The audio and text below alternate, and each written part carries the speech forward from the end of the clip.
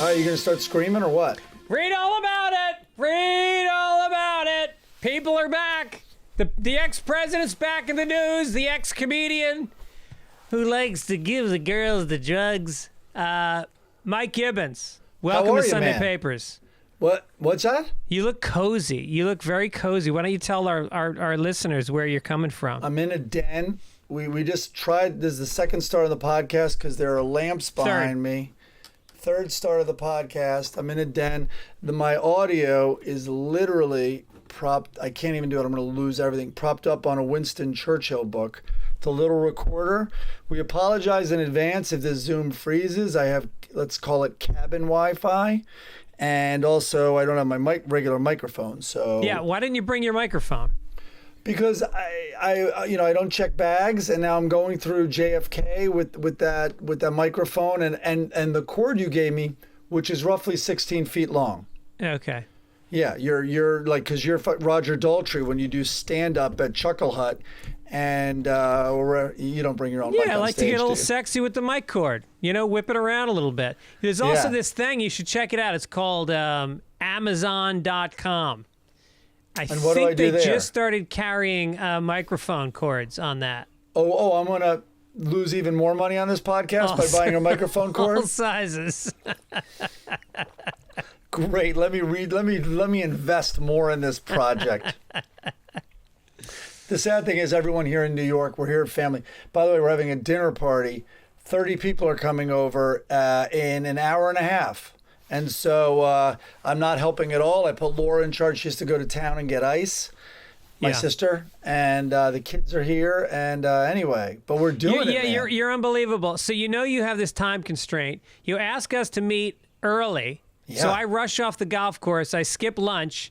And then we spend 45 minutes while you put stuff in the script you haven't done and work on technical issues. Listen, I loaded some jokes in there. I'm ready to go. All right, good. And I'm sorry about that. Sounds like a rough Friday for you. Sorry about the interruption. Rushed off the golf course. By the way, Dennis Gubman's very upset about me bad-mouthing him last week about not paying me back for his missed tee time. That's what he's upset about? He's really got to pick his battles. Oh my God! We need to have a long talk. He said. I don't think it would be that long. Yeah, it wasn't a long talk. Like that might have been it. But Dennis can't stay mad. That's why we love him. Dennis is incredibly lovable. If you are white and got your vaccine early, you especially love him. Oh yeah! If you think the government is reaching into your pockets, Dennis Gibbons has an opening in his foursome for you. Alrighty, pal. How are you? How's L.A.? Well, I want to hear more about where you are. Are you up in Carmel, New York? So we came out here. I don't remember the last podcast. I was right before I flew to New York. Went to Long Island. Went out to the Hamptons. It was great. Really great. It was humid, but it wasn't crazy hot out there. And although it was pretty hot, but you're by the beach, And man, the Hamptons is a zoo, and the locals, and we know some locals out there, really resent because so much of New York City moved out there. Right. And it's so busy. And so anyway, there's this thing.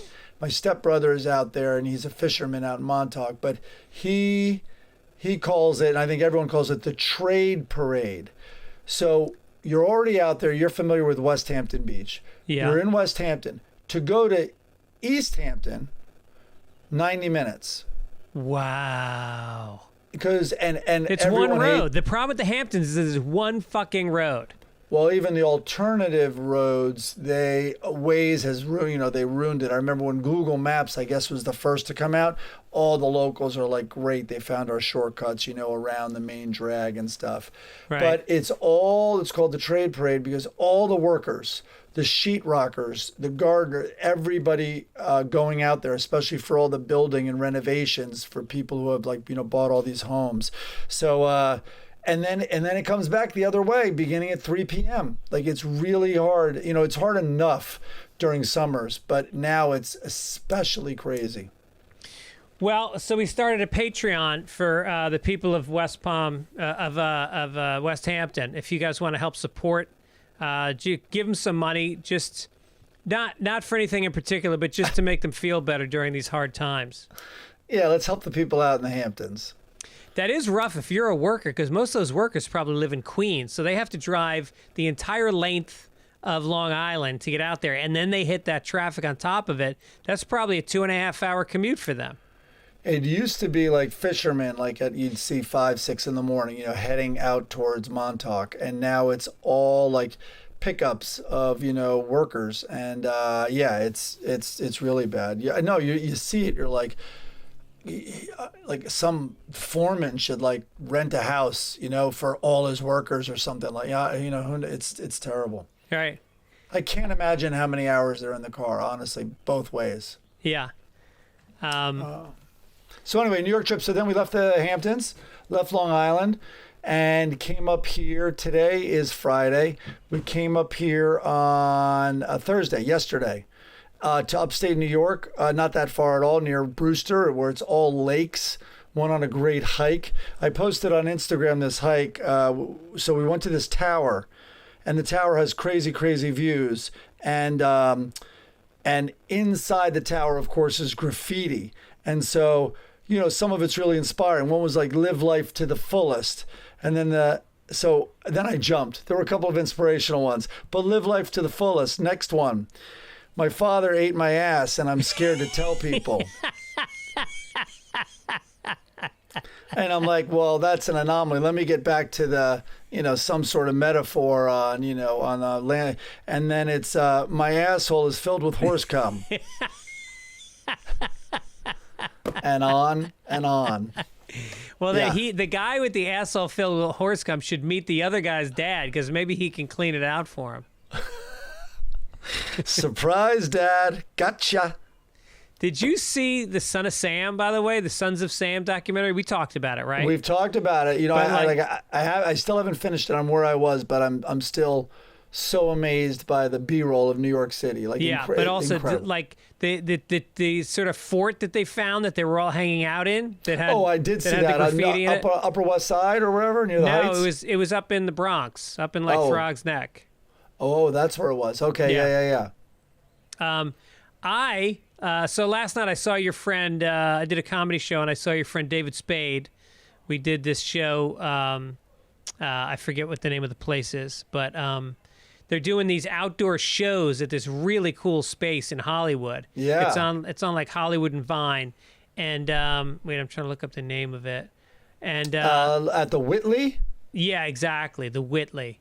Yeah. And so the lineups are fucking crazy. It was me, David Spade, Nick Kroll. Wasn't Tom Segura last night? Bill Burr, Tom Segura, all on the same show. It's amazing. Wow. So anyway, I'm there and I'm talking to Spade, and of course Spade is there with fucking 4 hot. He is always with 3 to 4 beautiful women who are cool, well-educated, into arts, create, fucking, yeah. And then he just is and then he just bails. He's like, all right, I'll see you guys later. I'm gonna head out, right? Probably to go to another place with 4 other beautiful women. Right. No, he's like a little cult leader. It's like a benevolent Manson with his family. Yeah. Of women worshipers. You're right. He would hate this conversation. He's super modest about. I mean, he likes knowing that reputation's out there, but he does nothing any longer to stoke it, kind of. Yeah. He's the greatest guy. He's such a fucking sweetheart. How was the crowd? Crowd was awesome. The first comic, she ate it hard. It was brutal. No. Which, as a comic, there's nothing I enjoy more than walking onto a smoldering stage, because they're so relieved when your first joke works. Yeah. And then you just ride it. You can just ride it out. Oh, good. And it was fun. Nice. And so before the show, I got there early because I was leaving from Venice, and it's I got to go to the other side of Hollywood. So I left extra early, and I got to the show like a half hour early, and it's in a really bad neighborhood. It's like all like transvestite prostitutes and fucking homeless people trigger and warning. lunatics. Trigger warning. Sounds like a lot of judgment there. Go ahead. A lot of judgment. And so I park my car like a block away on a side street, and I decide I'm going to meditate because I had a crazy day and I was really like spinning out. So I go, all right, I'm going to sit, do a little middle-aged TM. man sitting alone in his car around transvestites.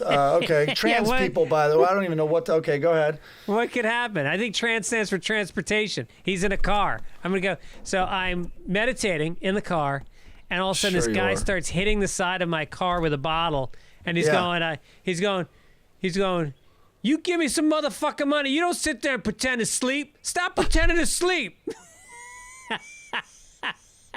Wake up, he's washing your windshield. Right. So I just rolled down the window. I was like, hey man, I'm fucking meditating. And he goes, oh, sorry man, my bad. And he walked away. Only in Los Angeles would that fly. That excuse. Oh my God. That's perfect. Because the thing is, like, people in LA are so there's homeless people. Oh, what about the homeless? You live in Venice. What about the homeless? We lived in New York City. I don't get fucking freaked out by some people living on the street. You know, they're normal. They're mostly normal people. You can talk to them. There's a lot. I don't know. I find there's more mentally ill than in our days in New York. Based on the amount of people like screaming at me and Where are they screaming at you?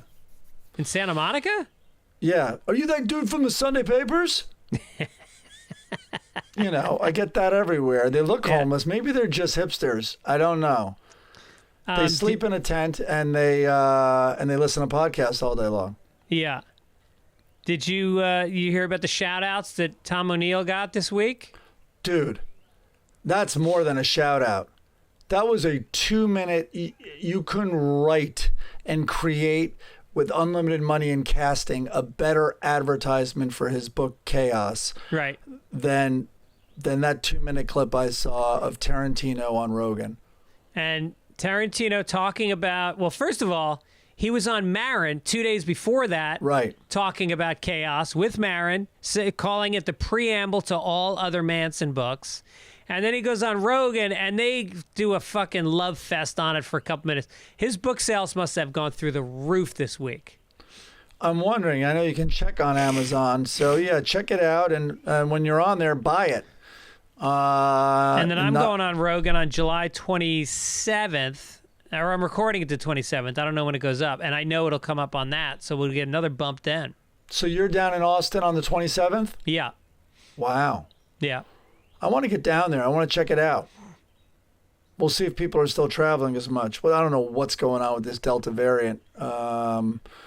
It seems serious. I know. Jesus. It's obviously serious, but I mean, it seems like more serious than I thought. Yeah, now they're advising us now to wear masks indoors here in Los Angeles. I don't know if they're doing it in the rest of the country. Long Island, I can tell you what was surprising and to me and my girls was the no masks by employees in a lot of places, like even CVS and stuff. Really? Yeah. So even pharmacies, which we like ran in there to get sunblock and stuff like that, and in restaurants also. So yeah, that was surprising. That's different than LA, right? There's still all service industries still wearing masks there. Yeah. So that, but you know, once again, I think I said this a couple of weeks ago after I was in the Berkshires.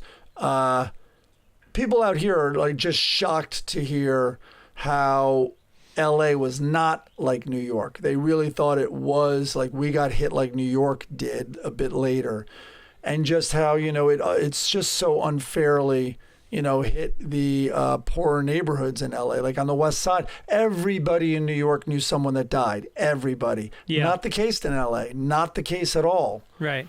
And sadly, it just disproportionately slammed more socioeconomically, you know, challenged neighborhoods. So anyway, there's that. Jesus. What do we got? What do we got going on here? Well, what else?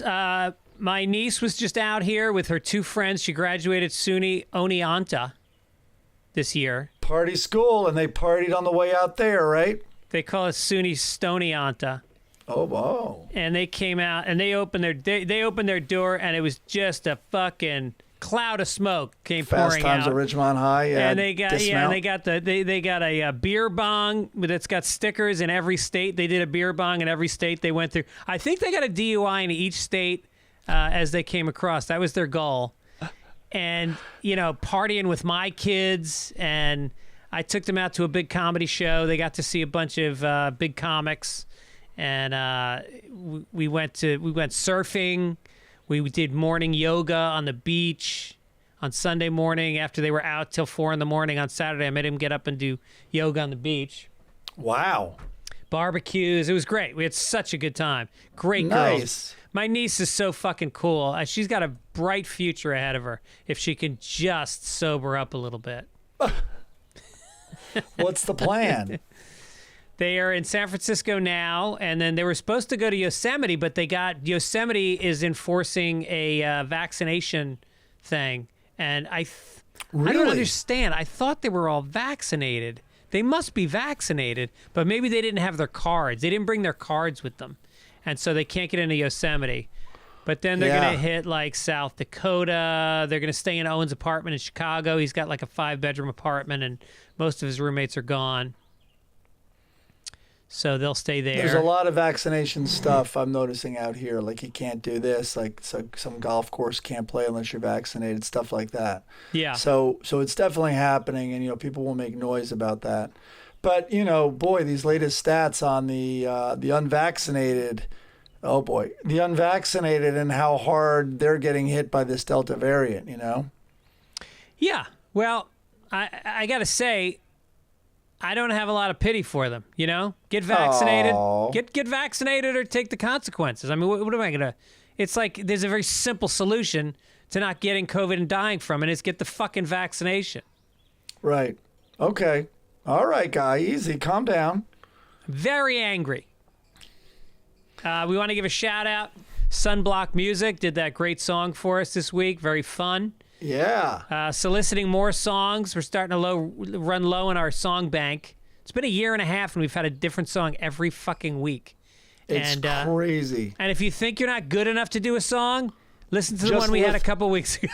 Just listen to a few of them, which I love, man. The more low rent, the better, I think. Yeah. Send them off. Our logo comes from Bruce Wise. It was very, very cute. He's got all the different comics in there. Blondie. I'm in bed with Blondie, my arm around her. Of course, she's got her arm around fucking Mike. And she's looking right at you. Yeah. Oh, wait. Hold on. I think Blondie has her arm around me. Yeah, she does. Oh, man, look at that. But you're wearing Dagwood's pajamas. There's a lot of little inside info. It has donuts on it, Greg. That Dagwood always wears donut pajamas. Is that true? Yeah. And you're Donut Boy Productions. Hey now. And the rape victim is the furthest on the... I'm between Blondie and then Hilga. What's her name? Helga. Helga, who look how happy she is that I haven't raped her. I can say that, right? I mean, that's non-rape. Where is Andy? I think it's Andy is under the covers and he's going down on Helga because Andy Cap's wife is in bed with us. But let's hope Andy is beating the shit out of Dagwood outside the bedroom. Yes. Oh, to There dream. There it is. It came together. Corrections from last week. Hold on 1 second. There he goes. Should I talk to cover that sound? Little allergies. Little bit of allergies. Oh, Sorry, wow. people. All right. Corrections. Landry Wilson said that whale that swallowed the guy was a sperm whale. It was the first time ever a sperm swallowed a man. Thank you very much, Landry. Please send your comments with jokes. Look at that. You appreciate wordplay. I love it. Is that your thing? Am I a wordplay guy? Maybe. I don't know how the show went last night in the round, but you probably made some round jokes. I did.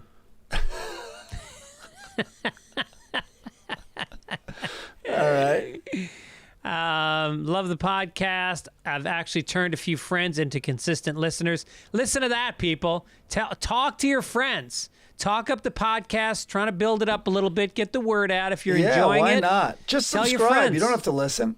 Yeah. I don't know if that's how it works. I have no idea. As an aside, Gladwell's recent book, Bomber Mafia, is incredible. Oh, okay. All Check right. it out. That's from Hugh in Marblehead, Mass. Wait, I think you Marblehead. forgot to read the correction part before that.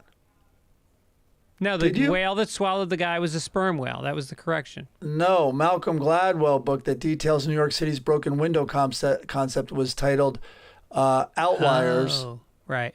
But Gladwell detailed this theory in Tipping Point, not Outliers. Ah, okay. See, and then now your Gladwell comment makes sense as the aside.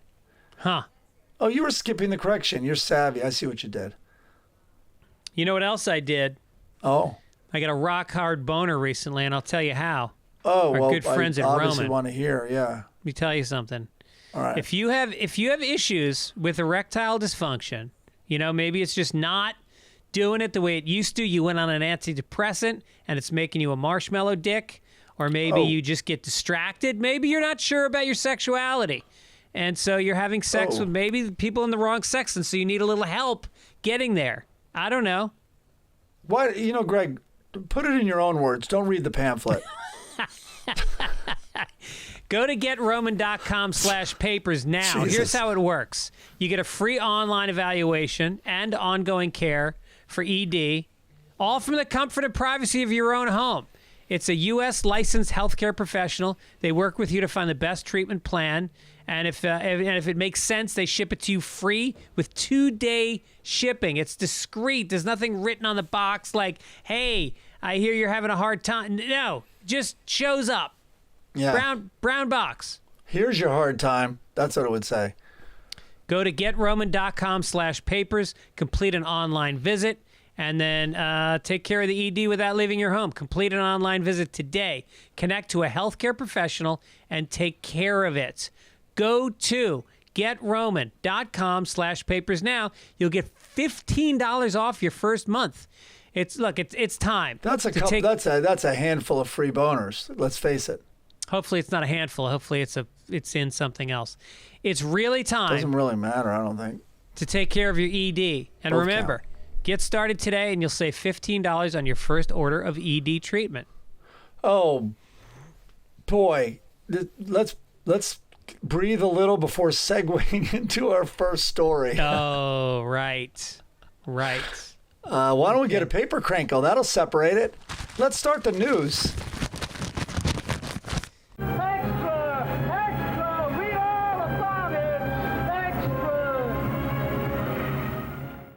Hey, he's back. Yeah. Unbelievable. I mean, I just got bumped from my Portland gig in October because Bill Cosby's out, and they booked him, and they said I got to go in January instead. Imagine if he still has all the money in the world. Imagine if he booked a venue. How do you think that would play out? Well, towards the end, he was playing like Canada, and there were still protesters showing up. But you know what? So were the audiences. That's what I'm thinking. Let's say he booked a theater, like the one Cat Williams played in Chicago, right? Kind of like a Beacon Theater type size. You know, what's that? 4,000 people? 4,000, yeah. know. Right? So it would be fascinating. I'd be very interested to see how that played out. I bet you a lot of people would go in and they would heckle him during the show. That could be. I would. Send professional comedians in to heckle him. Wow, all right. I listen, the only I'd pray that his act didn't put me to sleep. That's the one thing you'd be praying. Get it? No, he's funny. He's funny. That's what you say? Okay. All right. You gonna read this story or what? All right. Okay. He's been released from prison, according to Pennsylvania Department of Corrections spokesperson Maria Bevins. They vacated his 2018 conviction on sexual assault charges and judgment of sentence. He had been sentenced to 10 years for drugging and sexually assaulting Andrea Constand in his home 14 years ago. Well, she wasn't standing that night. The White House did not have a direct response on Wednesday to the news that Bill Cosby would be released from prison. White House Press Secretary Jen Psaki, but she stressed the administration's support for survivors of sexual assault. Why even include that? Well, who cares? The White House has bigger fish to fry. No, I mean, this is bad, but it's not in their hands. I think that this White House is trying to they're trying to highlight the difference between them and the last administration as far as women being assaulted. So I guess maybe. But boy, Cosby, listen, he's known for surprises. I think that's what we should have been prepared for this. Yes. And for the record, I know a lot of people were concerned about, as my daughters say, I'm on Team Woody regarding Woody Allen, a famous funny man who is creepy. But so I just will go on the record. I think Cosby molested Woody Allen's children. Oh, yeah. Interesting. It's a neat little bow. It ties it all up. That's my first impulse thought. I just hope OJ doesn't kill them all. I blame it on Mayor of Easttown. This took place in Pennsylvania. Yeah, I do. Oh, right. She's terrible. She's the worst law enforcement official ever. Doesn't follow orders. Gets her partner, who I fell in love with that guy, killed. Spoiler alert. Plants drugs on her son's baby mama. Drugs on the most vulnerable character in her circle. Yeah. Oh, terrible. I think she screwed this up. Hey, you know why he was released, right? It's an interesting story, actually. It's true. Yeah, I don't totally follow it. Something about the previous DA made a deal with him or something? Yeah, who became Trump's lawyer, by the way. But anyway, the very fast explanation is, in this civil case against him, the DA, which was a wrong move, thought he would help because in the civil case, Cosby could say, I don't want to incriminate myself about this, right? So this DA stepped in and goes, I got an idea how we can get you lots of money in this civil case for damages. I will strike a deal with him that nothing he says will incriminate him. He won't be tried for anything he says in this.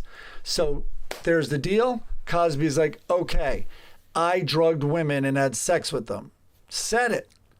But he did not say that it was non-consensual. He didn't go that far, but he said I drugged women and had sex with them. And then he paid up $3 million, I think, in that case.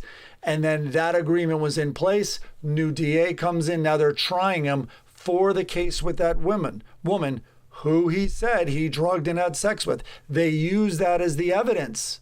He gets thrown in jail. This is the appeal, and the appeal points out the agreement that said they wouldn't do that.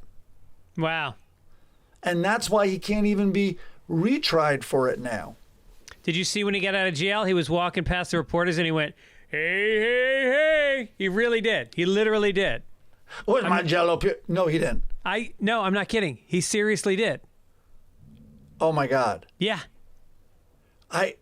Doesn't seem like a time to joke. No, I don't think so. Yeah. When OJ got out, he didn't run through the airport. Yeah. Remember the Hertz commercials?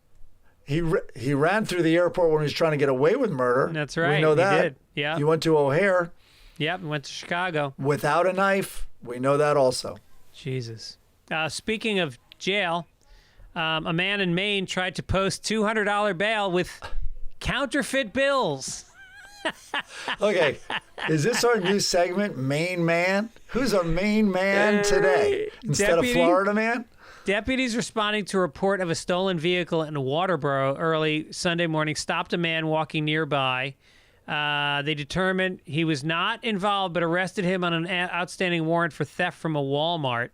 The man said he had enough money to post $200 in bail, but when the bail commissioner arrived, he tried to pay with two counterfeit $100 bills. He was denied bail and was returned to jail with additional charge of forgery. The man was able to post $100 in bail later in the day. So this does not add up. Now, why did they lower the bail? You're in jail on one charge, and the bail's $200. Yeah. Now you're in jail for the original charge and a much bigger one, and it's lowered to half that. Well, I guess they figured 100 in real money is worth more than 200 in counterfeit. Also, so they come out ahead. Also, one of the criteria in determining should we even allow bail is, you think he's learned his lesson? You think, first of all, he's a flight risk? I don't know. He tried to pay bail. He has counterfeit money. You think he's a flight risk? I do. I think anybody who lives in Maine is a flight risk, because all you think about is getting the fuck out of Maine. It's a rowboat away from Canada. Yeah. Yeah. Wow. Okay. Maine man. I'm liking it. All right. Ready for this story? Yeah. A lot of law. Cops are playing music. I thought this was fascinating. Cops are playing music during filmed encounters to game YouTube's copyright striking. In a video posted Thursday, Alameda County Sheriff's Deputy David Shelby pulled out his phone and began playing Taylor Swift's Blank Space during an altercation with a civilian. He openly admitted it can't be posted to YouTube.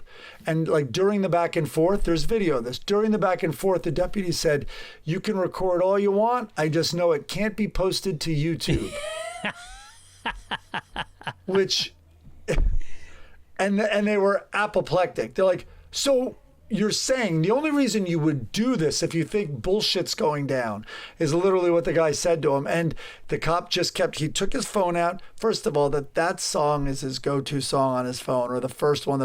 And then this fat cop, and then he puts it in his, like some chest, snap thing in his shirt. So it's right near his mic. Yeah. And so you hear Taylor Swift playing the whole time. Wow. Clever. Yeah. Very clever. I mean, imagine if it was like first track is "Fuck the Police," 911's a joke. Where there's all these songs that are hypercritical of the police. Right. I shot the sheriff. Yeah. Cop killer. But that's hilarious. So I have a lot of experience filming TV shows with this copyright thing where, like, you go into a diner, whatever, any store, you're doing a bit where you're making fun of Target employees and music's on in the background, it can kill your piece. Yeah. But they've actually come up with software. So what we would do in the edit bay is this is advice to anyone that's filmed cops and are afraid that this YouTube, it's AI actually, scans it automatically, and they can hear this software if there's a popular song, and you are not even by a person, by a computer, your video is removed from YouTube, right? Like same with us on this podcast. So anyway, we used to have the editor add music. Like we would then put a track of music and try to blend it, especially where the song was most audible, because then you can't really make it out and it's not very clear. Right. And then now from what I've heard, there's actually software that can scan all the sound, the sound graphs, and find, in this case, the Taylor Swift song and remove it. Wow, that's insane. Would have helped me a lot on a lot of projects, yeah. I mean, going into the future, the whole idea of manipulating people's images and what you can change in a video, you can Photoshop faces into video now. You can change words. You can literally, if somebody has their back to somebody else in a video, you can take their voice, run it through a software, and get it to say things. Wait, isn't it called deepfakes? I mean, you saw the one with Tom Cruise? No.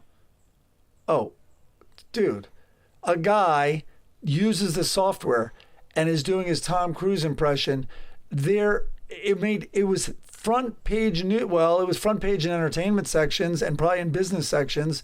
It was big news how we've hit a tipping. There is no going back now. You can have Biden say whatever you want. And that has happened, by the way. Yeah. There have been these campaign ads, unofficial ones maybe, where they are putting words in politicians' mouths. By the way, of course, guess what industry grabbed onto this? And now you can see Britney Spears having any sexual encounters you want. Oh, that's nice. There you go. I knew that would be the reaction. Jesus Christ. Any celebrity. What's her name? Margot Robbie? Oh boy. Google that. And whatever phrase you want to use. So believable. Really? Not joking. How could I make this up? Easily. Anyway, this could be fake right now. Somebody could be faking what you're saying. I think people know from the low quality This Is Us. Low quality faces, low quality content. Unevolved ideas. Please touch up my appearance. If you're going to do a deep fake with me, please help me out. Seriously. Speaking of the entertainment section. There it is. Let's go to it.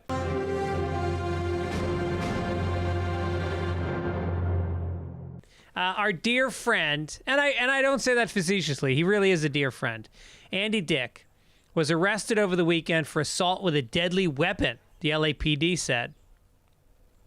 Elisa Jordana revealed the brutal incident this week on her YouTube show, Kermit and Friends, which, by the way, he's engaged to her, saying that Dick assaulted his lover, Lucas, with a metal chair.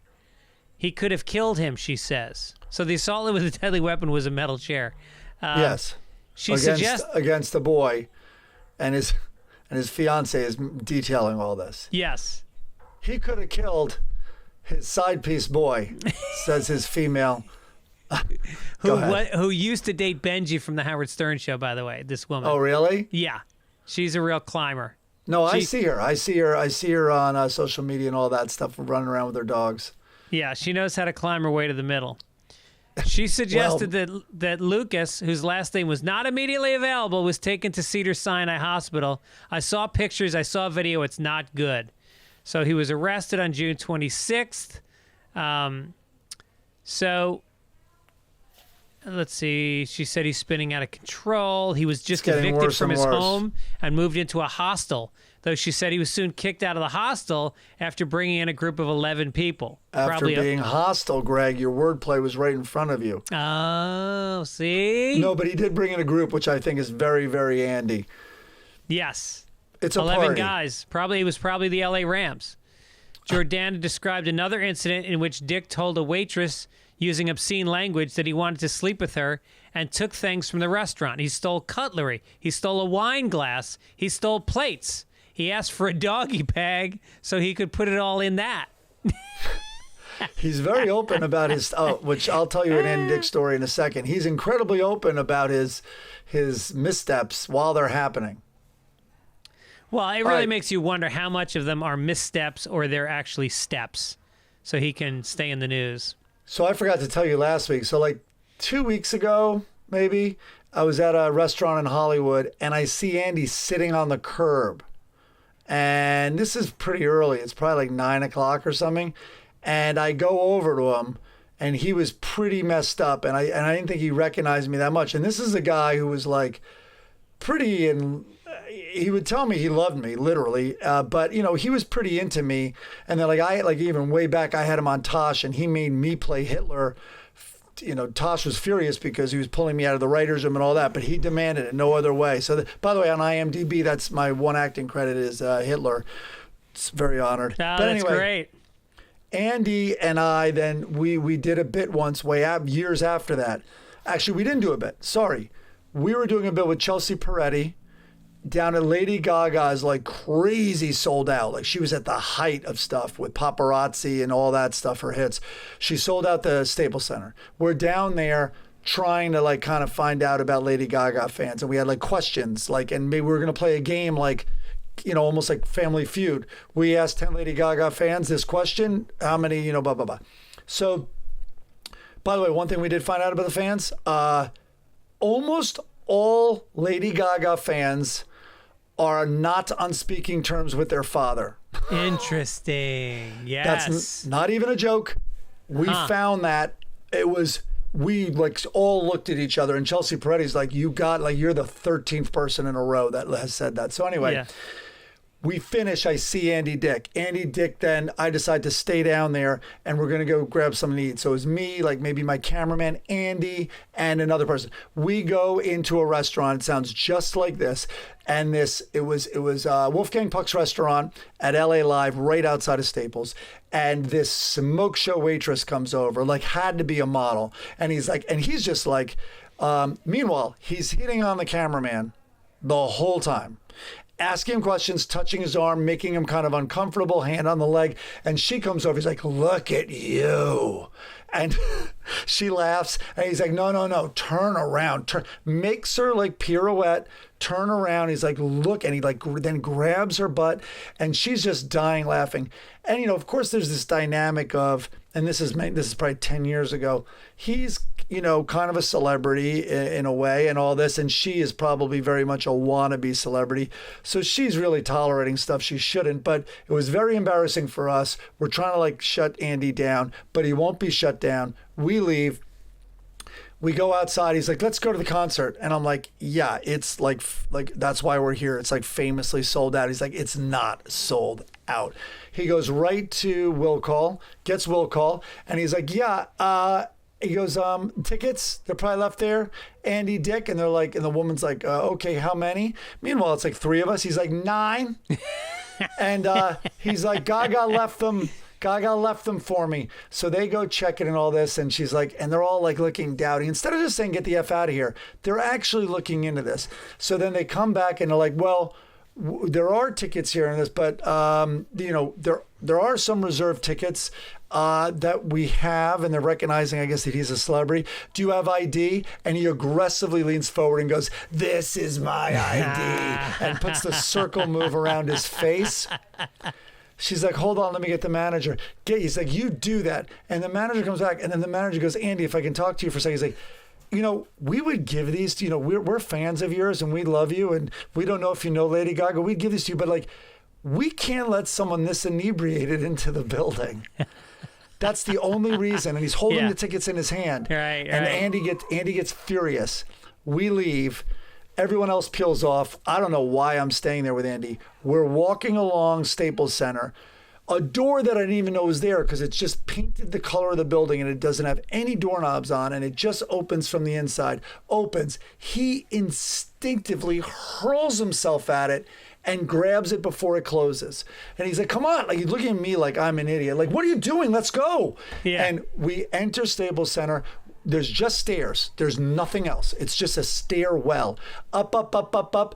And then I'm catching on. This is the exit for the luxury boxes. Yeah. So there's nothing in between the luxury boxes and this exit. We get to the top. He bangs on the window. There's this big like woman security guard there, and she looks out like she's having none of this. And he just gestures like, we were smoking. And she's so confused that she just opens it. Now we're in the luxury boxes at the Lady Gaga concert. No shit.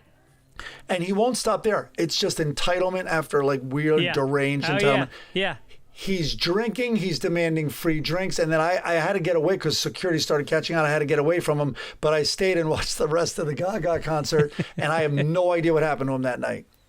Long story, but that's a perfect Andy Dick story. It's like if you see Andy and he wants to hang out, you have to just put on your seatbelt and go for the ride, because you don't know where it's going to go, but it's going somewhere.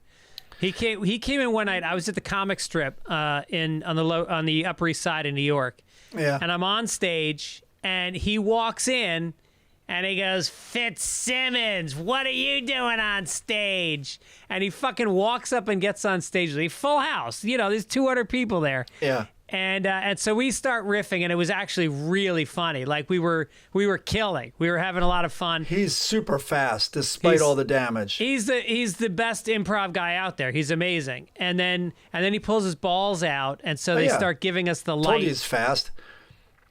We get kicked out of the comic strip, and we walk down 2nd Avenue, and he stops at this restaurant. He's like, we got to go to this. We got to get something to eat. And there's like 8,000 fucking coffee shops on the Upper East Side. No, we're going to this one place. We walk all the way down to the 50s to this one restaurant, and we get there, and they're literally locking up. Like, the staff is leaving the restaurant. Yeah. The guy's got his keys out. He's like, no. We walked all the way down here, and they're like, Andy, like they knew him. Like he had been there before. And so The guy fucking opens it up, turns the grill back on. Waitress takes our order. Cooks go back to the kitchen. We order all this fucking food. He's got a posse, so there's like 6 of us. Orders all this food, and then he gets a text from a guy down in the village who he wants to see. He fucking gets up and leaves with his posse. And now I'm sitting in the restaurant with like one other comic, and we're like, what the fuck are you doing? So we just like ducked and headed out. We get down. Poor guy, yeah. We get down to the village, and now we're in this dive bar on West 4th Street, and he is with a guy who he's kind of dating, but he is molesting this girl in the bar. He's grabbing her ass. She's screaming at him. She throws a drink in his face. Cut to 10 minutes later, they're making out. Yeah. He's truly unbelievable. It's no better use of the word. You can't believe what you're seeing. Yeah. It's confidence mixed with a little celebrity dust, and also a giant dose of not giving an F about anything. Well, he's addicted to chaos. Like, he's always said to me, Greg, do you think I'm an alcoholic? I go, no, I don't think you're addicted to anything but fucking creating the most insane environment you can. If it's drugs, if it's sex, if it's violence, whatever, you just need that around you all the time. And you can't fix that. You know, he's tried every kind of therapy you could possibly go to. Right. Absolutely. Oh, all right. Well, wishing the best. I had a friend who was a cop. He still does. He's like volunteers. Not really. I think he gets paid $1 a week or whatever, just so it's not volunteer. But anyway, he's on the West Hollywood police force, driving around in the car and all that. And he's like, it was incredible. There was like a 5-year period where it's like it would just come over like he's like, yeah, so disturbance in the condos on whatever, and it's Andy Dick again, guys. And so and he's gonna have his own number soon. We got a 1013 on 11 Grove Street. I think what it was is he was an investor, or he owned maybe these apartments, this little apartment complex in West Hollywood, and he had guys he liked as his tenants, I think, and he would go there. Yeah, he would go there, and there would be disturbances. Anyway. Wow. He's going to end up in Florida at some point. Allegedly. I should say allegedly after that, in case poor Andy all of a sudden lawyers up and turns on Hitler. Right. He's going to end up in Florida someday. Segway time.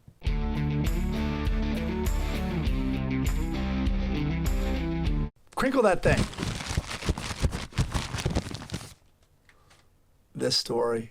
You found this. This is so good. A steel plate in the back of a man's skull may have saved him after a Hernando woman allegedly struck his head with an axe. Do you need to go on from there?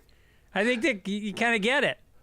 First of all, details like about the axe get better somehow. Yeah. Okay. So the sheriff's office was dispatched Saturday to a man being struck by a double-sided medieval axe at Hernando's address.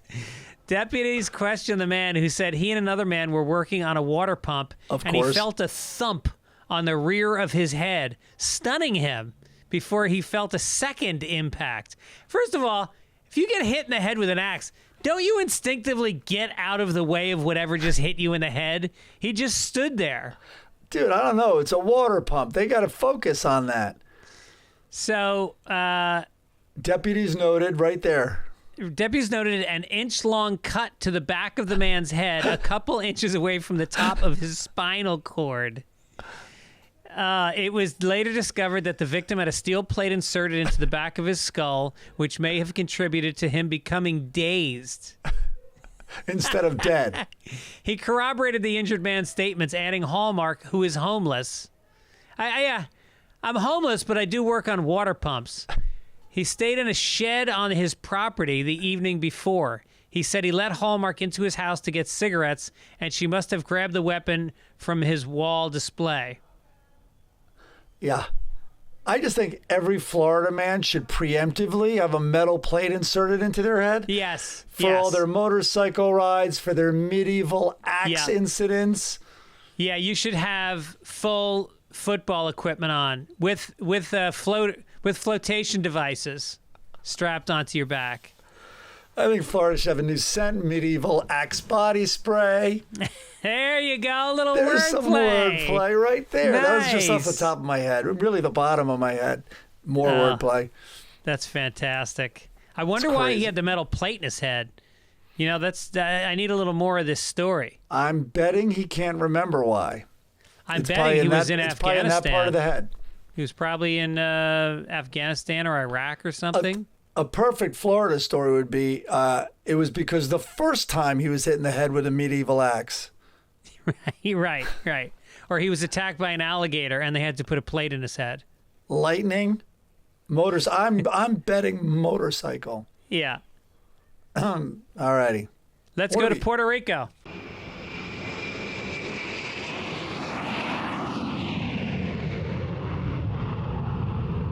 Yeah, that's an international place. Guinness World Record announced a new record holder for the world's oldest living man, 112-year-old Emilio Flores Marquez of Puerto Rico. Now, we're going to get corrections on this because it's international news. We're in the international section, and I listed Puerto Rico. And then I realized after I cut and pasted the story into international that they are in fact, are they part of the United States? What do we consider them? Is that international? Isn't everything international unless you're anchoring yourself? Let's just pretend we're Canadians. We're Irish. Then it's international. Okay. It is part of the U.S. So he's 112. He was born in 1908. Yeah. He's the second of 11 children. And wow. He just sounds like a really sweet guy. So he was married to a woman for over 75 years. And before still her death. Alive. I wonder if any of his siblings, 11, so he has 10. I wonder if any of his siblings are alive. He's the second oldest. Maybe his older sister's alive. We don't know. Yeah. Born in 1908. Wow. And that's 112 Puerto Rican years. That's a lot of fucking hurricanes. Guys, in his 30s when Pearl Harbor happened. Yeah. When were the Wright brothers? 1916? 1919. You said that so confidently. Here come the corrections. No, it was 1919. I read their biography. Wow. It's a great book. Great book about the Wright brothers. He was old when things happened. First of all, dude was in his 90s when 9/11 happened. All right, anyway. How old do you want to be when you die? Me? Yeah. I don't know. It depends. There's a lot of conversation about that here. We have old family and stuff, but it depends the quality of life. I carried a man a couple of days ago, an old friend of the family, and the worker who was helping, the care provider, pulled their back. And so he wasn't going to come to like a dinner, and he's a really old friend of my dad's, literally and figuratively. And me and another friend of mine my age, we went over, and because his wife was there, and we picked him up to put him in the car. And this was like such a proud guy. Like he was, in his 30s when I was a kid, that's when I probably met him. And it turns out he just didn't want to go to the dinner, and he was faking it, and you guys fucking dragged him there. He was already shit-faced. He can walk normally most of the time. But, I mean, I don't know. But he is still fairly with it, mentally. If you're not, though, I don't know. It's a tough question. I'd say as soon as I'm incapacitated, I want to be 82 would be about right. Yeah, we'll see what you say at 81. I'm 55, and I'm... That's going to be here. I don't want to. I mean, this could get me down. That's going to be here pretty fast. Yeah. But, I am understanding. It was always like the Dylan Thomas sentiment of rage against the dying of the light. Once you get on the second half of things, you're like, yeah, I might not rage too hard. Yeah, exactly. By the way, this light is dying, and it's not just my light. The light on this earth is dying, and good luck with it. Yeah. Sorry I didn't do much to move the needle. No, it's a little bit like when Bugs Bunny would be in a rocket ship and it was hurtling towards the Earth, and right before it hit the ground, he would just step off of it. Yeah. and not get hurt. That's how I want to die. Just before the earth fucking implodes. You're a huge part of the problem till you step off right before it crashes. Yeah. Yeah. Speaking of crashing.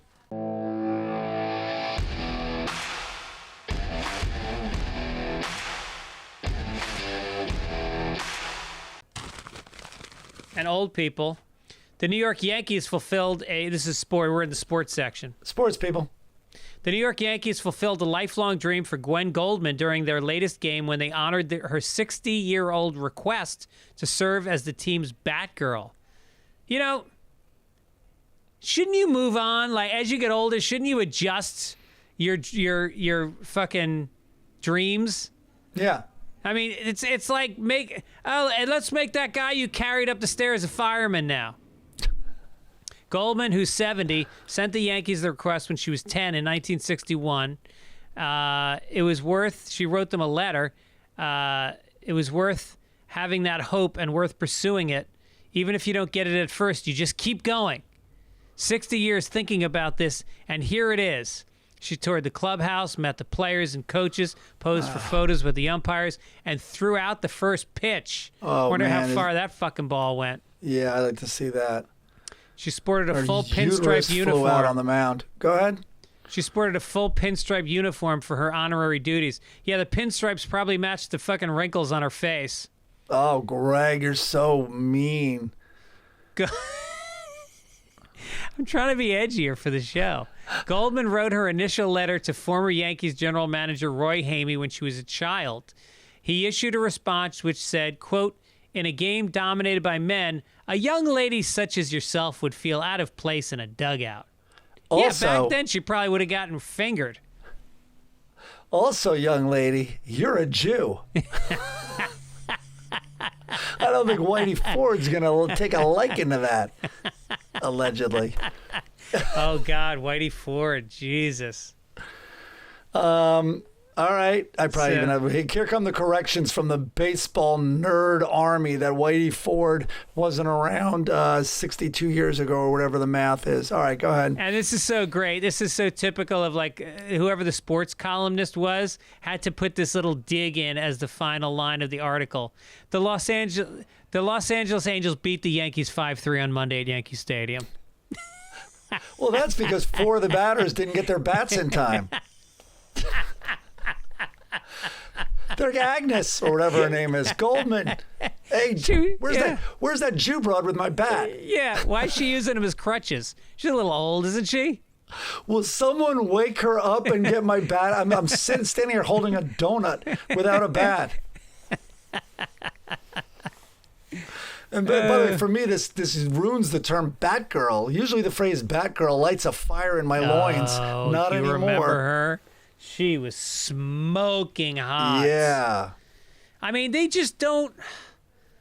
I mean, I guess what's her name criticized, Scarlett Johansson criticized the sexuality of whatever her character was in her last Marvel movie. It's like, sweetie, go look at fucking Catwoman. Sweetie. So that's the best ever. A woman brings up an argument about a woman's issue and men, and you lead with, sweetie, pipe down. Know your place. Know your place, hon. Speaking of women in sports. Oh, yeah. I love this story. I don't love that. I mean, it's a juicy story. I actually don't like that it's happened. The American sprinter Sha'Carri Richardson, who was set for a star turn at the Tokyo Olympics this month, could miss the games after testing positive for, wait for it, marijuana. Boo. In an interview with NBC on Friday, Richardson blamed the positive test on her use of marijuana as a way to cope with the unexpected death of her biological mother while she was in Oregon for the Olympic trials. So Oregon, where it's legal, where pot's legal.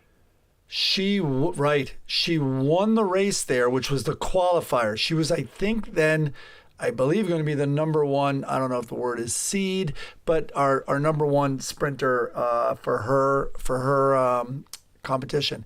Anyway, now Jenna Prandini, who placed 4th at the trials, has been notified that she will be one of the 3 American women running in the 100 in Tokyo. Huh. And to me, it's like, so who do we want running for the U.S. over there? Do we want the woman who came in 4th or the stoner who came in 1st? Right, yeah. Do we want the woman who, who's hyper-focused, who's laser-focused on the finish line and feels no pain in her muscles? Yeah, whose biological mom is still alive and thriving, hasn't gotten bad news that week, everything clear. She's built to this moment, prepped, well-rested. Right. Probably on steroids you can't, identify or find. No. Jesus. I think this woman set a record last week, too. I think in one of the trials, I think she set a record. I mean, come on, people. How is marijuana makes you slower? You should only be penalized for drugs that make you faster. I know. It's a depressant. Quaaludes should be fine. Marijuana's fine. It would be like caught drinking. Isn't it kind of like being caught drinking? Yeah. Yeah. It's legal. Yeah. Yeah, they got to revisit that. It's not legal in the competitions. Obviously, it's a banned substance. I wonder why it's a banned substance. People use if it's. I'm trying to think. Is it because of its anti-inflammatory stuff and it's just not an approved drug? I don't know. I think it's just ignorant blanket laws. I mean, if they're going to start disqualifying people in sports because of smoking tons of pot, I would have to say. Oh, hold on a second. I would say Dennis Gubbins owes me a lot of money from golf today. That guy shows up on edibles and then blasts. I shouldn't talk about it. A little late. I would say, I have a question. I think I might have raised this one time before, but if you're a severely ADD athlete, right? I guess you're just not allowed to take any form of ADD medication like Ritalin or Adderall. I mean, that those are cocaine pills. Right. Talk about performance enhancing. That's the lead. They're on the top of the list. Meanwhile, if you're a female and you transition to a male and you want to compete, you take testosterone pills, right? I mean, isn't that performance enhancing? But they measure the level in the body, I believe. Interesting. Yeah. You're talking about a woman who transitions into a man? Yes. They're not making the Oh, men's wait, hold Olympics on. We anyway. just got a note from Chris Denman. Way to go, Chris. An hour and 7 minutes in, and you finally put something in the script we can use. No, he gave us one joke before. Oh, good. NFL players are allowed to take Adderall only if approved by the league for medical reasons. Oh. The league would like the NFL Players Association to agree to more transparency with the public and wants to list the banned substance when a player fails a test. I mean, all right, how much of the NFL do you think is on Adderall? Wouldn't you be? I don't think they test for marijuana in the NFL because my understanding is they're all high all the time. Yeah. Yeah. They all have to be in, I mean, Monday and Tuesday, they must be in so much pain. Yeah. Oh, yeah. No, it's insane. I'm just talking about from hitting their wives and girlfriends on Sunday night. the wives should be able to smoke pot. Yeah. Not making light of it. I was targeting the NFL and how little they do about that problem. By the way, we didn't talk about. Did we talk about how they're going to? The Supreme Court is going to make it so that they can start, or that they have to start paying college athletes? We haven't. Why don't we talk about that next week? Let's talk about that next week. On my never to-do list. All right, let's I'll skip try. this. We'll skip the England story, but the soccer fans are racist. Tour de France, everybody's talking about that England story. I had a kind of a funny joke. Okay, let's do it. Not really, but basically the story was they won, and it was a real surprise after 55 years of agony, losing to their German. It was England-Germany, losing to Germany. And in the stadium, they had a close-up when they were grabbing the reactions, when the whistle was blown, of a young German girl crying. And they all cheered like crazy. Yeah. Which you could understand. Imagine seeing like you're a New York Ranger fan and you see an Islanders fan crying. Yeah. I mean, yes, it's a young child and it's a girl, but it's really the cameraman should be blamed. There's no way I would not have been cheering. If it was me, that is just a perfect comedic moment. Especially against a superior organization. You know what I mean? It's like, you don't think Boston would cheer their back when the Yankees owned them for a half a century. You don't think if there was a Yankee fan kid, they would have lost? It would have been memes everywhere. Yeah.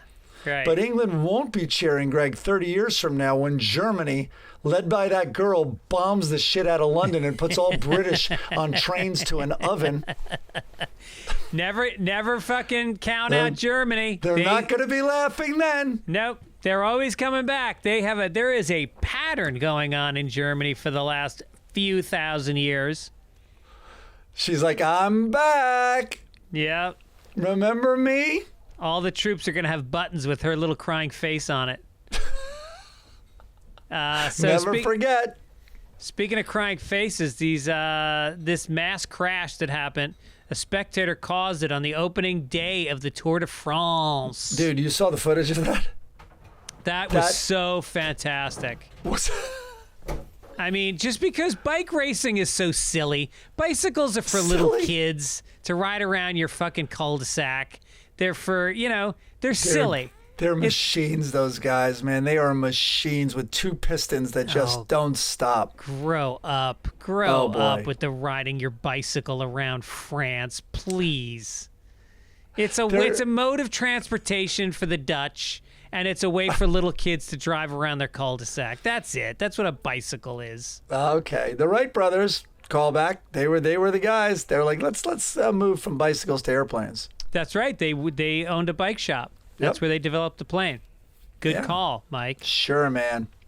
So anyway, they found this woman, and initially they were going to press charges, and they were going to fine her a lot of money, and then they dropped the charges. They said something about her being in a sensitive condition. Like there's something wrong with this woman, I think. And so it was an accident also. I mean, it's not like she ran out there and jammed like a ski pole in the spokes. You know what I mean? No, but it was all about her. That's what made people upset. It was like, look at me, I understand why people are upset, but was it criminal? Like really criminal? Yeah, obviously, there's going to be easy charges. Like she's being fined. I get that. But they say that the individual bicycle racers, they can sue her. So wow. Yeah, she could lose some money. All right. Let's do some science.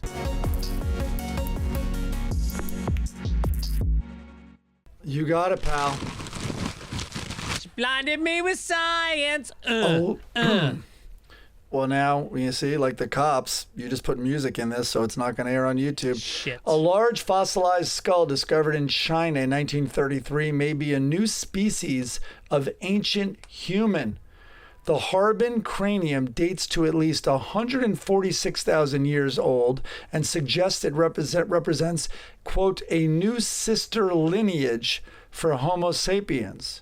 It differs from all the other named Homo sapiens by presenting a combination of features such as a long and low cranial vault, a wide and low face, large and almost square orbits, and all this other stuff, including low cheekbones.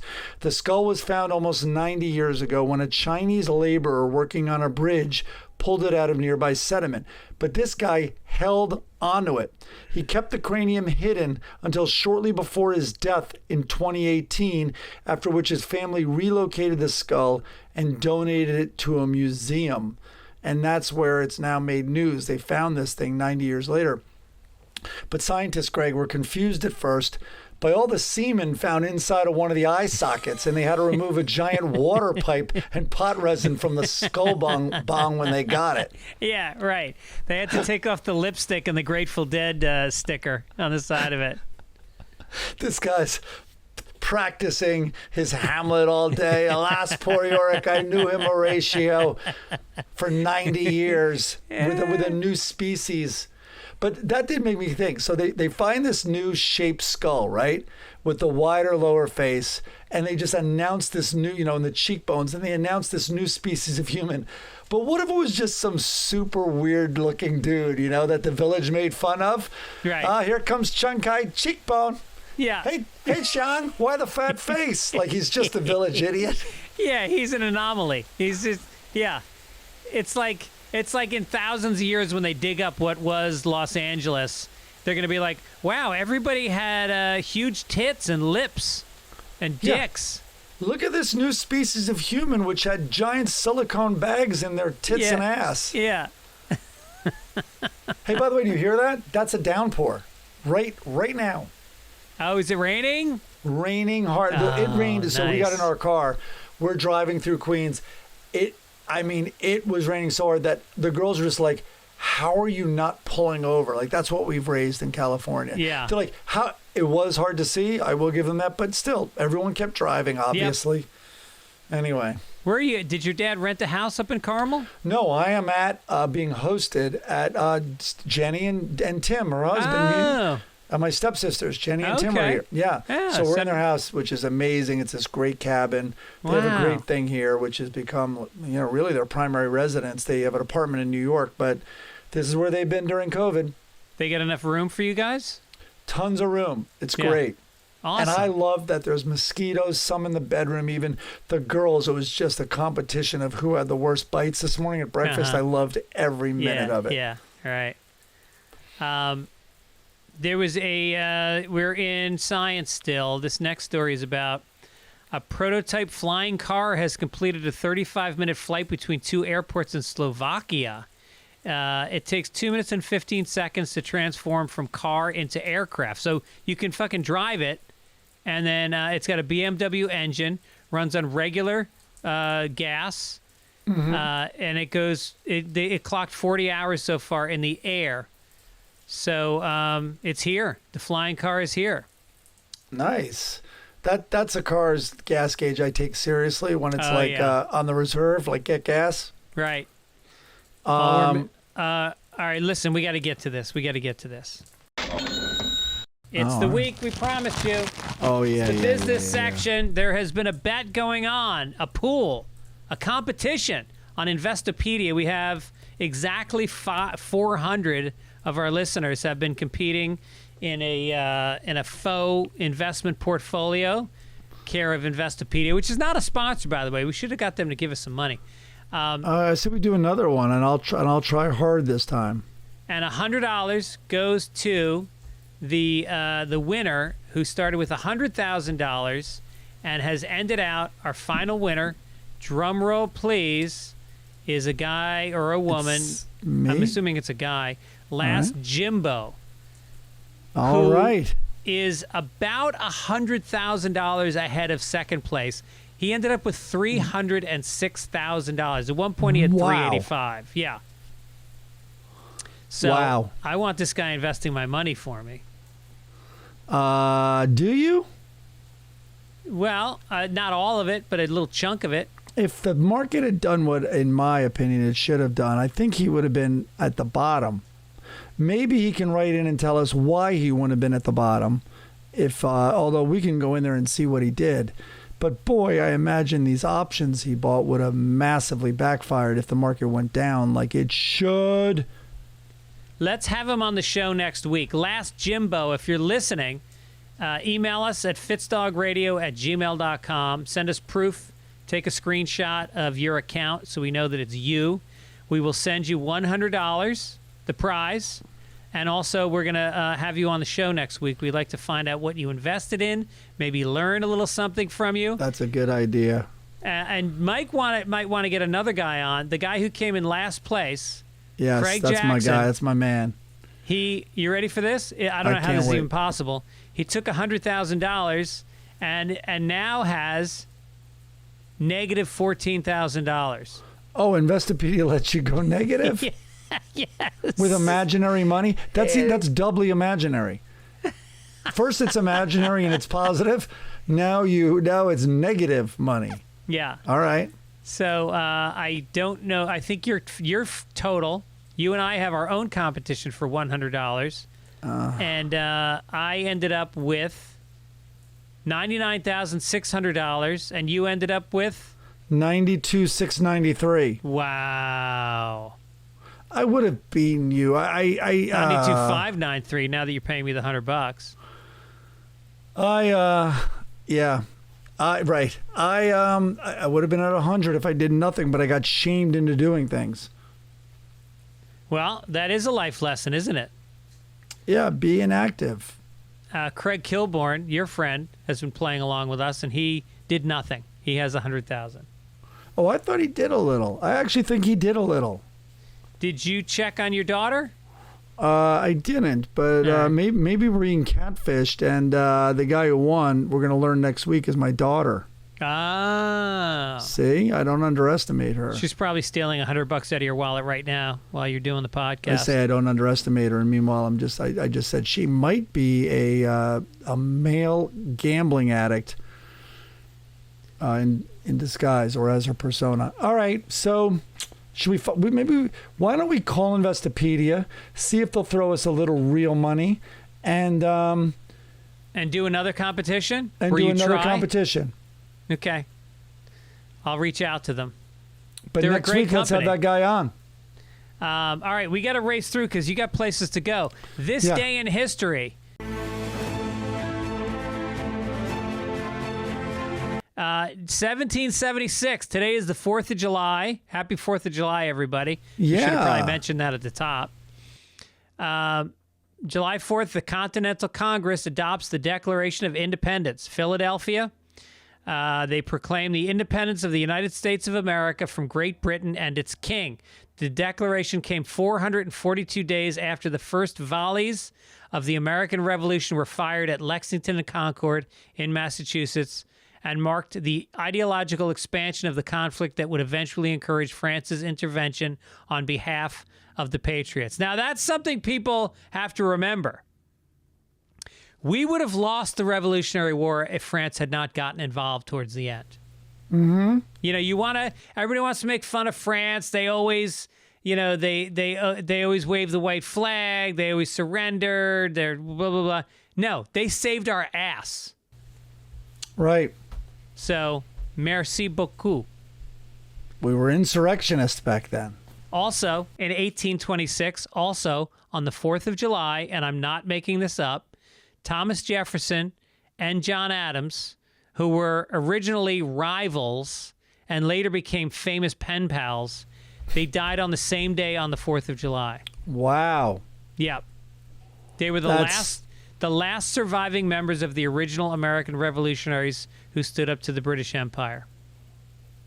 All righty. Yeah. Well, Jefferson loved the French. They loved him. That's right. All right, where are we going? Yeah, because John Adams liked the king at first. John Adams was originally like he was against the revolution.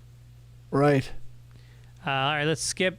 Ask Hamilton. Amy. Let's do a couple quick letters. Can't believe you know the lyrics to Down Under by Men at Work. Hilarious per usual. Men at Work got sued for that song. They ripped off an old tune from 1932. I had no idea. I haven't gone in that wiki wormhole yet, but I want to. Oh, I went down it. So what did they steal? They stole the little flute part. That's like an old. It's like a nursery tune. It's just like an old, like Australian national song. Because I didn't think the music in 1932 had such shitty lyrics, so I was wondering if they stole like 6'4" and full of muscles. I don't know that Vegemite sandwiches existed in 1932. I mean, Australia was it wasn't an Australian tune. I'm wondering if it was. I doubt it. Some fucking money grubber went after them. You know, this like whoever owned the royalties at that point. It was like kind of like a benign account, and then some lawyers basically went after them. And Greg, how dare you as an artist? That's intellectual property. Right. What do you mean money grubber? Right. You can't have these awful non-songwriting, this band, take your catch, your hook. Right. And then all of a sudden, we're a fucking roommate through the wall from me now is torturing me with that bullshit. No, it's true. If that it would have was a never song, happened if they didn't steal it. Yeah, if you heard those lyrics and you loved that tune and it was your tune, that would be pretty insulting. But I don't know that anybody from 1932 is still alive. Meanwhile, Chris Brand, who is the moron through the wall from me, he's not a moron, but I like calling him that because of his music taste. He was like, he took issue with that I was a Led Zeppelin guy, which I was wholeheartedly. Jack, my roommate, assigned roommate when we were 15 years old, will validate me on that. He's like, I listen to, what did he say? Culture Club, I think is what he said I listened to a lot of. Nice try, Chris. Not a chance. Never left my speakers. I just read an article. We would in that dorm. We had a teacher we hated, and he had 2 dogs, and he was at the far end from my room and Chris's room. But I had these great speakers, old school. Of course, they weighed like 100 pounds each. But we learned if we absolutely cranked the guitar, the high-pitched guitar solo in Sympathy for the Devil, his dogs would bark like lunatics. Really? Yes. So that happened basically every day after practice. Yeah. I just read this article where Dave Grohl was asked what 3 albums he says that any young person interested in music should listen to. Men at Work, clearly. He said Men at Work. He said Boy George. No, he said Sgt. Pepper, very predictably, Sgt. Pepper. Yeah, that's too predictable, God. And then he said AC/DC Back in Black because of the drumming. He said that drumming set the tone for all drumming. Wow. And third choice, Saturday Night Fever soundtrack. I think, well, hold on. All right, yeah. Mr. Grohl, who doesn't miss a chance at promotion, and God bless him, he's a businessman. He's recording that album. You know that now, right? No. Yeah. So. Oh, no shit. Well, Yeah. basically, I saw him in a video a while ago, and he was talking about how, like, in Nevermind, how often he does the doot with the drums, and he goes, he got that from disco. Those were old, like, Yeah. I forget the band he was quoting that he took that from. I saw that it wasn't Erasure, was it? I saw him quoting. He named the bands. Yep. Yeah. Right. And he goes, "That's all I was doing on that album." Yeah, in fairness, he referenced them. It was nice. Yeah. All right. But he said disco had a big effect on his drumming. Yeah. And that's all, folks. Quick obituary: Kathleen Demlow was born on March 19th, I am reading the obituary as it appeared in the newspaper. Okay. Born on March 9th, 1938 to Joseph and Gertrude Shunk of Wabasso. She married Denny Demlow at St. Anne's in Wabasso in 1957 and had 2 children, Gina and Jay. In 1962, she became pregnant by her husband's brother, Lyle Demlow, and moved to California. She abandoned her children, Gina and Jay, who were then raised by her parents in Clements, Mr. and Mrs. Joseph Shunk. She passed away on May 31st, 2018 in Springfield and will now face judgment. She will not be missed by Gina and Jay, and they understand that this world is a better place without her. Wait, this appeared in the fucking newspaper. I'm waiting for and that person is Dave Grohl. Like, I'm waiting for the turn in this story. Yeah. No, they slipped it through. They just, I guess they sent it. You know, you can write whatever you want for the obituary if you're the child of the deceased. Imagine paying for, it's like a bad Yelp review of your life. Mom or wife. Yeah. Yeah, 1 star. Oh, This the world is a better will be place. a better place without her. You should Wow. leave that laying around for your living older parent just so they can get their shit together. I love that. And they will now face judgment. That's fantastic. All right, let's do some funnies. The first one doesn't seem to be appearing in the script. We don't have time to go into the Jeff Keane thing, so let's do that next week. Watching that video about Jeff Keane. Okay. All right. First one is the Lockhorns, Leroy, and it's a very sweet picture. They're sitting on a bench. He's got his arm around Loretta. They're both gazing up at the stars. And he says, yes, it makes me feel small and insignificant, but not as much as your nagging does. way to shit on the moment, Leroy. That's great. Yeah. The next one is Leroy standing on the beach with Loretta. And he says, I don't have a dad bod, Loretta. It's a father figure. That's cute. You like wordplay. That worked. I'm going to use that. Yeah. Next one is they're in their changing room at home, and they're both holding up their bathing suits. And he goes, what do you say we put away our egos and go to the beach? Let's do some Hagar the Horrible. Boy, he is horrible. And it's not just him. The people around him are horrible. It's a horrible time. It's the 11th century, and a woman is yours for the taking. So they're in the bar, and Hagar says, Brother Olaf, and a guy who looks like a friar who walks up to him, and he says, I've come to help put you on the right path. Now, really, what's the humor here is what's going on in the background, which is there's a barmaid, and she's got pints of beer in her hand that she's trying to deliver while this fucking goofy-looking guy is dry humping her from behind.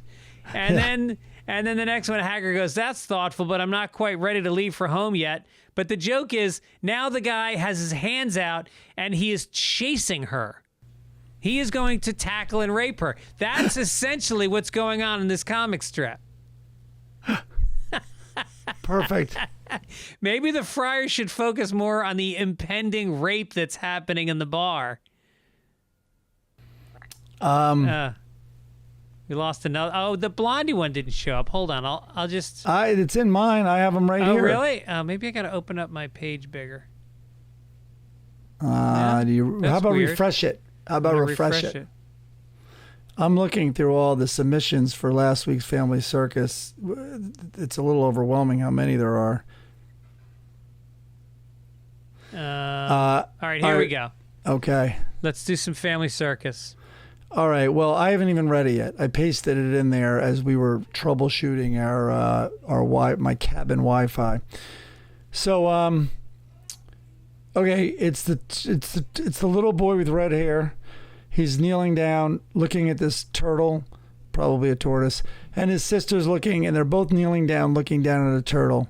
And I think the daughter is saying, keep watching, and maybe we'll get to see his head go indoors. It's just a piece of shit. Oh, God. It's just like... So listen, I just read that, like you guys just heard it. Didn't even know it was going to end with the word indoors. Yeah. There's just no effort at anything. No. I mean, it's just what stupid... Not even a stupid kid would never say that. Well, I'm just telling you that you're going to read this article, this interview with Jeff Keane, and look it up, people. Just look up Jeff Keane interview. And it's not the one with the Asian woman. There's another one with a guy. And he goes into his daily routine of writing these fucking worthless cartoons. And we'll get into it next week, but I want everybody to read it so we can discuss it together. So the caption this, or to which watch is... it. Sorry, it's a video. Anybody can obviously write a caption better than this guy, but so I should have put it in the document. But here was last week's. I don't know if... Can you see that, Greg? Where'd you put it? Are you looking in the thing at me? Oh, now I am. Oh, I see. Swatting a cat? Yep. He's swatting this cat, which is facing away from so there's the picture, right? Mm-hmm. So you can go to my Instagram, which is Gibbons Time, GibbonsTime. So there's a lot of comments. I'd say about 80 of them have something to do with the cat's asshole. Uh-huh. Yep. So there's that. I didn't realize, I had to go back and look at it. I thought maybe you literally saw the starfish down there. But anyway, let me try to find some funny ones. Yeah, it's all about also pussy. Pussy used a lot. Yep. Listen, of course, well, you Daddy. teed that up for them. Why did I tee that up? Well, you picked a cartoon with a cat showing his asshole to a child. Well, maybe this should be what would be better that could run in a newspaper where, like, it wouldn't be like, ouch, daddy was right, pussies stink. I don't think that's going to make it into syndicated newspapers. Right. So, let's see what else we got here. Let's see. You want to fight, you pussy. One guy or woman, I don't know, just wrote pussy joke too easy. That's all they wrote, which I appreciated that. Yeah. Okay, let's see. Let's see if there's a good one in here. Mommy, it's all about the asshole. Yeah. Really bad. Good job prepping this segment, by the way. Sorry, I didn't really get it. But everyone just go. They're all there. You can scratch me if you want, Gubbins, but denying COVID vaccine shots to minorities is not right. That's just in there. Greg Fitzsimmons told me this would cure COVID, so that's there's a built-in assumption that the guy did something dirty to the cat, I think, but that's a giant assumption there. Let's see.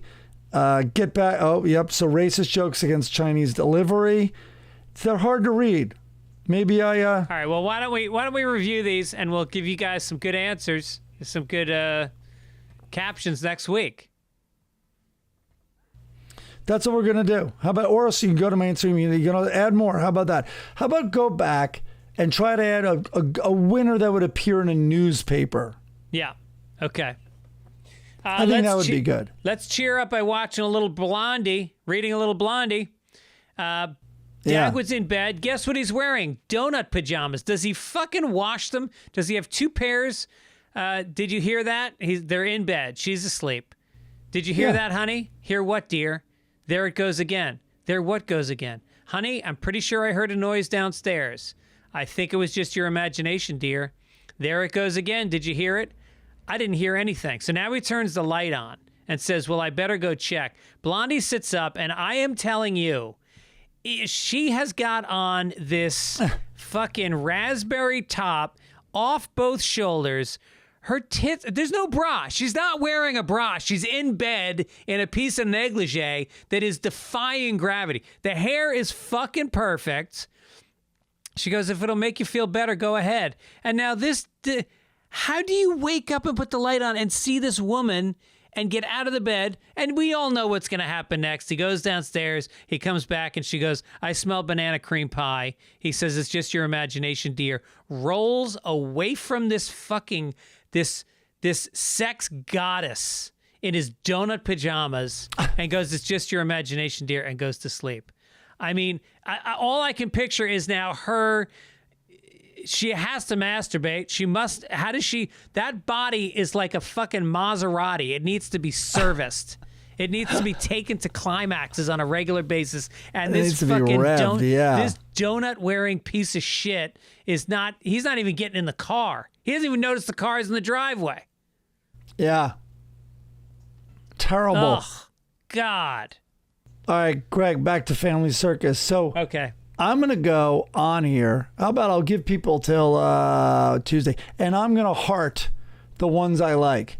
So you'll see a like with me. But anyway, the one that got the most likes, Greg, was this one. Leave the cat alone, Greg. She was not presenting. I think that's pretty solid. Yeah, it's pretty funny. It's an inside joke, but it's pretty funny. Yeah, that's good. And of course, someone else. Even the cat has to get out of this fucking comic strip. How about this one? Get that cat out of here. Quote, and then the quote is from Man with Two Brains. Remember that? No. They were like performing surgeries, like scalpel this, and you're, he's like, get that cat out of here. Like it was just a running. Yeah. I mean, that's Steve Martin. That's and good. Of course, what's his name? Legendary Carl Reiner writing that thing. Yep. Yeah. Now I know how Roy Horn felt in 2003. Boy, that's a tough one. I like it a lot. So anyway, I'll go on there and heart them, and maybe everyone else should, and we'll see what rises to the top.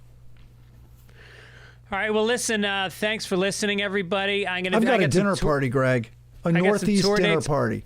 Well, I hope you enjoy it. Please say hi to your family for me. I will. They know I'm in here with you. Yeah. It sounds lovely.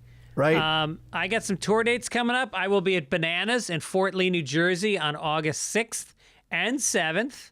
Get your tickets at fitzdog.com. Also, I will be in Golden, Colorado, which is just outside of Denver, on August 26th through the 28th. And then I'll be in Sacramento at the Punchline on September 16 through 18. Get your tickets there. Also, I did a couple podcasts. I was just on Two Bears, One Cave. I co-hosted it with Tom Segura, subbed in for Bert Kreischer this past week. If you want to listen to that episode, that was a lot of fun.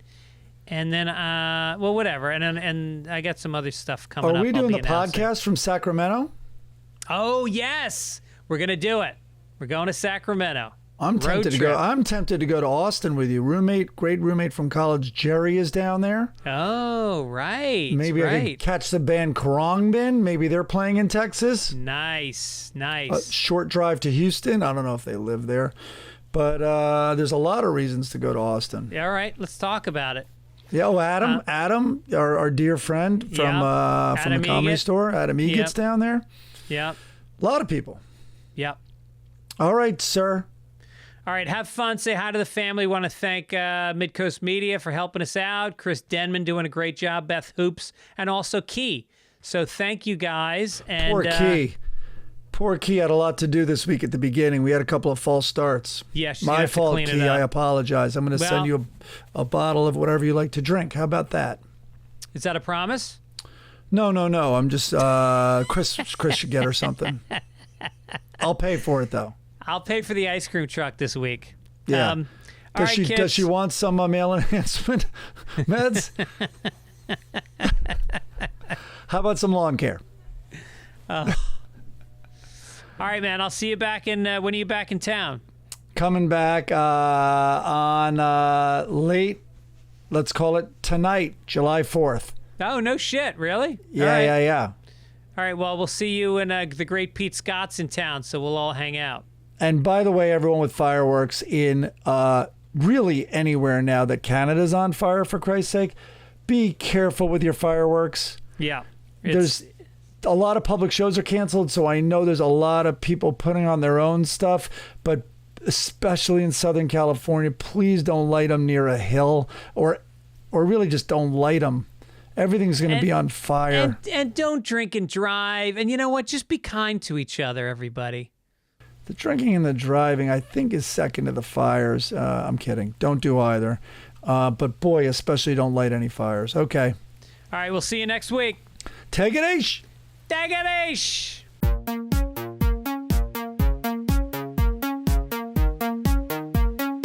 I see it coming, that screaming, and it still startled every week, every